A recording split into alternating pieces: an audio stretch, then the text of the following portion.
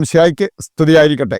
ആത്മീയ ഭോജ്യത്തിൽ വീണ്ടും നാം ഒരുമിച്ച് കൂടി ഒരു വിഷയം വിചിന്തനം ചെയ്യുകയാണ്. നമ്മൾ വിചിന്തനം ചെയ്യുന്നത് വിഗ്രഹമില്ലാത്ത വിഗ്രഹാരാധനയെ പറഞ്ഞു വരുമ്പോൾ നിങ്ങൾക്ക് മനസ്സിലാകും എന്താണ് ഇതുകൊണ്ട് ഞാൻ ഉദ്ദേശിക്കുന്നത്. ഞാൻ ഈ നോമ്പ് കാലത്ത് കോൺവെന്റിൽ കുർബാനയെല്ലാം പോകുമ്പോൾ അതിന്റെ ഭാഗമായിട്ട് ഭക്ഷണം കിട്ടാറുണ്ട്. 2 കോൺവെന്റ് എനിക്കറിയാം. നോമ്പ് കാലത്ത് അവര് മീനിടാതെ മീൻപീരി ഉണ്ടാക്കും. അതെങ്ങനെയെന്ന് പലർക്കും തോന്നിയേക്കാം. ശരിക്കും മീൻ ഉപയോഗിച്ചിട്ടില്ല, പക്ഷെ അത് കൂട്ടിയാൽ മീൻപീര മറ്റ് ചേരുവകളെല്ലാം അവർ ചേർക്കുന്നുണ്ട്. മീൻ ഇടുന്നില്ലെന്നേ ഉള്ളൂ. ഒരു സ്ഥലത്ത് ഞാൻ കണ്ടതാണ്. നല്ല തേങ്ങാക്കുത്തും അങ്ങനെയുള്ള കാര്യങ്ങളെല്ലാം ഇട്ട് അവര് ആ കറി ഉണ്ടാക്കിയിരിക്കുന്നു. ഇറച്ചിയോ മീനോ അതിനകത്തില്ല. പക്ഷേ ഇറച്ചിയും മീനൊക്കെ കൂട്ടുന്നതിനേക്കാൾ രുചികരമായ ഒരു വിഭവമായിട്ട് അതിനെ കാണാൻ പറ്റും. മീനില്ലാത്ത മീൻപീര. ഏതാണ്ട് ഇതുപോലെ വിഗ്രഹമില്ലാത്ത വിഗ്രഹാരാധനയെക്കുറിച്ച് നമുക്ക് ചിന്തിക്കാൻ പറ്റും. ഏതാനും വചനഭാഗങ്ങൾ എടുക്കുമ്പോൾ ഈ കാര്യങ്ങൾ നമുക്ക് മനസ്സിലാക്കാൻ പറ്റും. ഇതില് ആദ്യമായിട്ട് നമ്മൾ ചിന്തിക്കുന്നത് വിഗ്രഹാരാധന എന്ന മാരകപാപം. അതിന്റെ പരിണിത ഫലവും വളരെ ഗുരുതരമെന്ന് ദൈവവചനം നമ്മെ ഓർമ്മിപ്പിക്കുന്നുണ്ട്. പുറപ്പാട് 32-ാം അധ്യായം 30-ാമത്തെ വചനം എടുക്കുമ്പോൾ അവിടെ പറഞ്ഞിരിക്കുന്ന ഒരു കാര്യമുണ്ട്. അവർ കാളക്കുട്ടിയെ ഉണ്ടാക്കിയതിനെ കുറിച്ചാണ് മോശ പറയുന്നത്. നിങ്ങൾ അതീവ ഗുരുതര പാപം ചെയ്തിരിക്കുന്നു. അത് വിഗ്രഹാരാധനയാണ്. അതീവ ഗുരുതര പാപം. ഞാന് പരിഹാരം ചെയ്യാം എന്ന് പറഞ്ഞ് മുമ്പോട്ട് വരുന്ന മോശയെ അവിടെ കാണാൻ പറ്റും. 32-ാം അധ്യായത്തിന്റെ 10-ാമത്തെ വചനം എടുക്കുമ്പോൾ അവിടെ നമ്മൾ കാണുന്നു, ഈ പാപം ചെയ്ത അതിന്റെ പേരിൽ ദൈവം മോശയോട് പറയുന്ന ഒരു കാര്യം, നീ എന്നെ തടയരുത്, എന്റെ ക്രോധം ആളിക്കത്തി അവരെ നശിപ്പിക്കട്ടെ. അതുപോലുള്ളൊരു പാപമാണ് അവർ ചെയ്തിരിക്കുന്നത്, വിഗ്രഹാരാധന. യെശയ്യായുടെ പുസ്തകം 21-ാം അധ്യായവും 22-ാം അധ്യായവും ഈ പാപം എത്ര ഗൗരവമുള്ളതാണ്, അതിനുള്ള ശിക്ഷ എത്ര ഗുരുതരമാണ് എന്നുള്ളത് ഈ വചനഭാഗം നമ്മെ ഓർമ്മിപ്പിക്കുന്നുണ്ട്. 21-ൽ നമ്മൾ കാണുന്നത് അവർ വിഗ്രഹങ്ങൾ നിർമ്മിച്ചതിനെ കുറിച്ച്. 22-ാം അധ്യായം 17-ാമത്തെ വചനത്തിലേക്ക് വരുമ്പോൾ അവിടെ പറഞ്ഞിരിക്കുകയാണ്, കരുത്തനായ മനുഷ്യ, കർത്താവ് നിന്നെ ഊക്കോടെ വലിച്ചെറിയും, അവിടുന്ന് നിന്നിൽ പിടിമുറുക്കി ഒരു പന്ത് പോലെ ചുരുട്ടി കറക്കി കറക്കി വിജന സ്ഥലത്തേക്ക് വലിച്ചെറിയും. എന്തൊരു ശിക്ഷാ നടപടിയാണെന്ന് ചിന്തിച്ചാൽ നമുക്ക് മനസ്സിലാവും. ഈ പാപം അത്ര ഗൗരവമുള്ളതാണെന്ന് വെളിപ്പെടുത്താൻ വേണ്ടിയാണ്. ഈ പാപം ചെയ്തതുകൊണ്ട് ഇതാണ് നിനക്ക് വരാനിരിക്കുന്നത്. നീ എത്ര കരുത്തനാണെങ്കിലും കർത്താവ് നിന്നിൽ പിടിമുറക്കി നിന്നെ വിജന സ്ഥലത്തേക്ക് വലിച്ചെറിയും. ജെറമ്യാ 13-26-ാമത്തെ വചനത്തിൽ നമ്മൾ കാണുന്നുണ്ട്, നിന്റെ ഉടുതുണി ഞാൻ പറിച്ചു മാറ്റും, നിന്റെ നഗ്നത ഞാൻ മറ്റുള്ളവരുടെ മുമ്പിൽ വെളിവാക്കും. എന്തുകൊണ്ടാണ് ഇങ്ങനെ പറഞ്ഞത്? അവർ ചെയ്ത വിഗ്രഹാരാധന അത്രയും ഘോരമായ ഒരു പാപമായിരുന്നു. അതുകൊണ്ടാണ് ഇതുപോലത്തെ ഒരു പണിഷ്മെന്റ്, ശിക്ഷാ നടപടി നിനക്ക് വേണ്ടി കാത്തിരിക്കുന്നു എന്നുള്ളത് പറഞ്ഞത്. 9-ാം അധ്യായം ജെറമ്യാ തന്നെ 9-ാം അധ്യായം 11-ാമത്തെ വചനം എടുത്താൽ, ഞാൻ ജെറൂസലേമിനെ ഒരു നാശകൂമ്പാരവും കുറുക്കന്റെ സങ്കേതവുമാക്കും, യൂദായിലെ നഗരങ്ങളെ ഞാൻ വിജനഭൂമിയാക്കി മാറ്റും. ഇതുപോലത്തെ ചില അവസ്ഥകളിലേക്ക് എത്തി നിൽക്കുന്ന വ്യക്തികളും കുടുംബങ്ങളും ഉണ്ട്.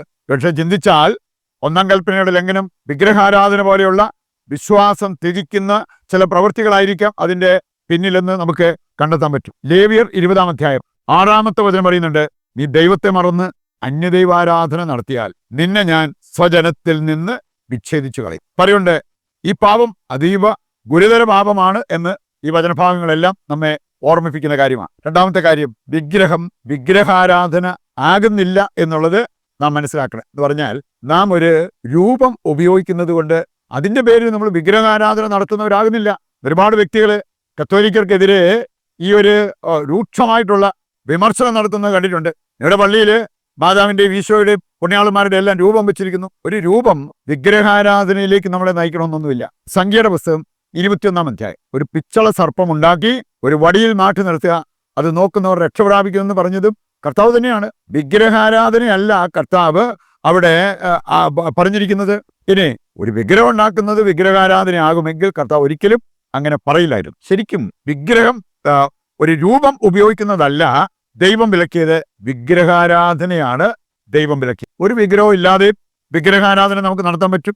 അതാണ് അവസാനമായിട്ട് നമ്മൾ ചിന്തിക്കുന്ന കാര്യം. റോമ 1:25, സൃഷ്ടാവിനും ഉപരി സൃഷ്ടിയെ ആരാധിക്കുന്നത്, ദൈവത്തെക്കാൾ ഉപരി മനുഷ്യരെ മാനിക്കുന്നതും മനുഷ്യരെ അനുസരിക്കുന്നതും അതാണ് വിഗ്രഹാരാധനയെന്ന്. മർക്കോസ് 6-ാം അധ്യായം 26-ാമത്തെ വചനം വായിച്ചാൽ, ഹെറോദേസ് രാജാവ് ദൈവത്തെ മാനിക്കുന്നതിനേക്കാൾ അതിഥികളെ മാനി, അവരുടെ മുമ്പിൽ എടുത്ത ശപഥം നിറവേറ്റാൻ നിരപരാധിയായ ഒരു വ്യക്തിയുടെ തലവെട്ടാനും തയ്യാറാകുന്നത് അവിടെ കാണാൻ പറ്റും. ഇങ്ങനെയുള്ള കാര്യങ്ങൾ അനുസരിക്കും വിഗ്രഹാരാധന എന്ന് നാം മനസ്സിലാക്കണം. ലൂക്കാ 18:22-ാമത്തെ വചനം എടുത്താൽ, ഒരു ധനികൻ അവന്റെ ഹൃദയത്തിൽ സൂക്ഷിച്ചത് ധനം വിഗ്രഹമായിട്ട്. അവനോട് ദൈവം ആവശ്യപ്പെട്ടു, ഇത് വിട്ടിട്ട് നീ എന്നെ അനുഗമിച്ചാൽ നിനക്ക് സ്വർഗത്തിൽ ഇഷ്ടം പോലെ സമ്പത്തുണ്ടാവും, ആത്മീയ സമ്പത്ത്. പക്ഷേ അതനുസരിക്കാൻ അവന് പറ്റിയില്ല.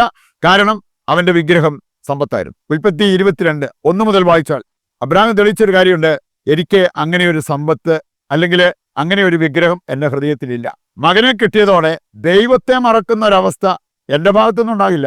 ദൈവം എന്റെ മകനെ, ഏക മകനെ ബലി കഴിക്കാൻ പറഞ്ഞാൽ ഞാൻ അത് ചെയ്തിരിക്കും. അങ്ങനെയാണ് അവൻ വിശ്വാസികളുടെ പിതാവായി ഉയർത്തപ്പെട്ടത്. അവനൊട്ട് മകനെ നഷ്ടമായുമില്ല. 1 സാമുവേൽ 15:22 വചനം ചില വിഗ്രഹാരാധനകൾ, വിഗ്രഹമില്ലാത്ത വിഗ്രഹാരാധന നമ്മെ എടുത്തു കാണിക്കുന്നുണ്ട്. അതിലൊന്ന് മാത്സര്യം, മന്ത്രവാദം പോലെ പാപമാണെന്നാണ് ഈ വചനം നമ്മെ ഓർമ്മിപ്പിക്കുക. ഫിലിപ്പിയർ 2-ാം-അധ്യായം 3 മുതൽ വായിക്കുമ്പോൾ മത്സരബുദ്ധിയോടുകൂടി ഒന്നും നിങ്ങൾ ചെയ്യരുത്, അത് അപകടത്തിലേക്ക് നിങ്ങളെ നയിക്കും എന്നാണ് വചനം സൂചിപ്പിക്കുക. രണ്ടാമതൊന്ന് മർക്കടമുഷ്ടി, അത് വിഗ്രഹാരാധനയാണ്. മാത്സര്യം മന്ത്രവാദം പോലെ പാപമാണ്, മർക്കടമുഷ്ടി വിഗ്രഹാരാധന പോലെ. ഇന്ന് അപ്പസ്തോല പ്രവർത്തനം 7:51 വായിച്ചാൽ നമുക്ക് കാണാൻ സാധിക്കും, ഇതുപോലത്തെ ചില മർക്കടമുഷ്ടിക്കാരായിട്ടുള്ള വ്യക്തികൾ പരിശുദ്ധാത്മാവിനെതിരെ മറുതലിച്ച് മർക്കടമുഷ്ടികളായിട്ട് പെരുമാറിയ വ്യക്തികളെ കുറിച്ചാണ് അപ്പസ്തോല പ്രവർത്തനം 7:51 നമ്മൾ വായിക്കുക. പ്രഭാഷകൻ 3:26-27 വായിച്ചാൽ അവിടെ പറഞ്ഞിട്ടുണ്ട്, നിർബന്ധ ബുദ്ധി നാശത്തിലൊടുങ്ങും. അതുപോലെ തന്നെ തുടർന്ന് വായിച്ചാൽ ദുശാഠ്യ മനസ്സ് കഷ്ടതകൾക്ക് അടിപ്പ്. ഇതെല്ലാം വിഗ്രഹാരാധനയുടെ ഭാഗമായിട്ട് നാം കാണേണ്ട കാര്യമാണെന്ന് ദൈവവചനം നമ്മെ ഓർമ്മിപ്പിക്കുകയാണ്. നമ്മുടെ ഭാഗത്തു നിന്നും ഇതുപോലെ വിഗ്രഹമില്ലാത്ത വിഗ്രഹാരാധന ചെയ്യേണ്ടി വന്നിട്ടുണ്ടെങ്കിൽ അതൊരു വൈകൃതമായിട്ട് കണ്ട് അത് നമ്മുടെ ജീവിതത്തിൽ നിന്നും മാറ്റിയെടുക്കാൻ നമുക്ക് തീരുമാനമെടുക്കാം. അതിനുവേണ്ട കൃപയ്ക്കായി പ്രതിഷ്ഠാ ജപത്തിൽ പങ്കുചേർന്ന് പ്രാർത്ഥിക്കാം. വിഗ്രഹാരാധകരുടെ മാനസാന്തരം ഒരു കോമൺ യോഗമായിട്ട് വെച്ച് പ്രാർത്ഥിക്കുകയും ചെയ്യാം. അനുഗ്രഹപ്രദമായ ഒരു നോമ്പുകാലം കൂടി ഞങ്ങൾക്ക് നൽകിയ നല്ല ദൈവമേ, ഞങ്ങളങ്ങെ ആരാധിക്കുകയും സ്തുതിക്കുകയും ചെയ്യുന്നു. പാപം മൂലം ഞങ്ങൾക്കും ഞങ്ങളുടെ കുടുംബങ്ങൾക്കും പ്രപഞ്ചത്തിന് പോലും വന്നുപോയ എല്ലാ വൈകൃതങ്ങളിൽ നിന്ന് ഞങ്ങളെ മോചിപ്പിക്കുകയും ആത്മീയ സമ്പത്തുള്ളവരാകാൻ ഞങ്ങളെ അനുഗ്രഹിക്കുകയും ചെയ്യണമേ. ഇന്നത്തെ ഞങ്ങളുടെ അവസ്ഥ ഏറ്റെടുത്ത് ഞങ്ങളുടെ ഉദ്ദിഷ്ട കാര്യങ്ങൾ അങ്ങ് സാധിച്ചു തരികയും ചെയ്യണമേ. ആമേൻ. നമ്മുടെ എല്ലാ പ്രാർത്ഥനാ നിയോഗങ്ങളും നമ്മുടെ കുടുംബത്തിൻ്റെയും നമ്മുടെയും ആവശ്യങ്ങളെ ദൈവകരങ്ങളിൽ ഏൽപ്പിച്ചുകൊണ്ട് താഴ്ന്ന സ്വരത്തിൽ കർത്താവിനെ സ്തുതിച്ച് ദിവ്യകാരുണ്യത്തിന്റെ ആശീർവാദം നമുക്ക് സ്വീകരിക്കാം. യേശുവേ നന്ദി, ഹല്ലേലൂയ ഹല്ലേലൂയ. യേശുവേ ആരാധന ആരാധന ആരാധന. യേശുവേ നന്ദി, യേശുവേ സ്തുതി.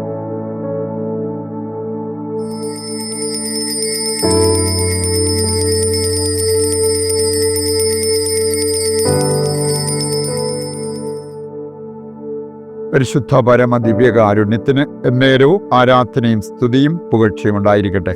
ഈശോമിശിഹായ്ക്ക് സ്തുതിയായിരിക്കട്ടെ. ദൈവം അനുഗ്രഹിക്കുന്നെങ്കിൽ മറ്റൊരു എപ്പിസോഡുമായി നാളെ വീണ്ടും നമ്മൾ ഒന്നിക്കും. ദൈവം നിങ്ങളെ സമൃദ്ധമായി അനുഗ്രഹിക്കട്ടെ.